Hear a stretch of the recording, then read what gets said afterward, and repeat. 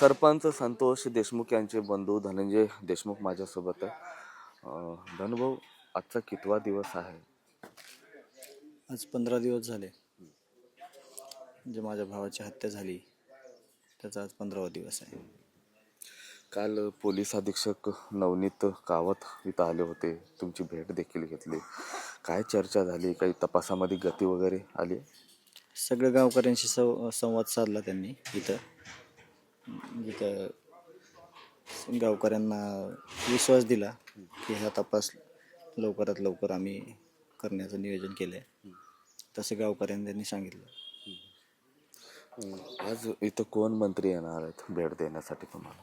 आज उदय सामंत साहेब, संजय शिरसाट साहेब आणि मेघनाथाई बोर्डेकर असे येणार आहेत समजलं. आज 15 दिवस होत आहेत. 4 आरोपी अटक आहेत, 3 अद्याप फरार आहेत. पोलीस त्या आरोपीच्या जवळपास पोहोचलेत असं काही वाटतं? पोचली असतील कदाचित.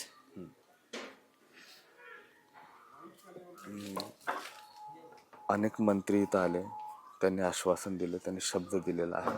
लवकरच शब्द पाळतील? हो, पाळतील शब्द. आता तुमची काय अपेक्षा प्रशासनाकडनं आहेत? आता काय वेगळी अपेक्षाच नाही ना माझी. मला खूप मदतीची गरज आहे ह्या न्यायाच्या आणि मी त्याचीच मागणी करतोय आणि ती मला मिळेल. त्या दृष्टिकोनातून सगळे काम करतायत. काय शिक्षेचं स्वरूप असलं पाहिजे? शिक्षा कशी झाली पाहिजे आरोपींना? फाशी किंवा मरेपर्यंत जन्मठेप, ह्या 2 शिक्षा, दोन्हीपैकी एक शिक्षा यांना झाली पाहिजे. हे होते धनंजय देशमुख. आजचा 15वा दिवस आहे.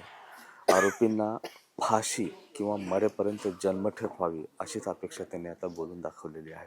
कॅमेरा पर्सन अभिजित पिसेसह मी महेंद्र कुमार मुधोळकर, TV9 मराठी, मस्साजोग, बीड.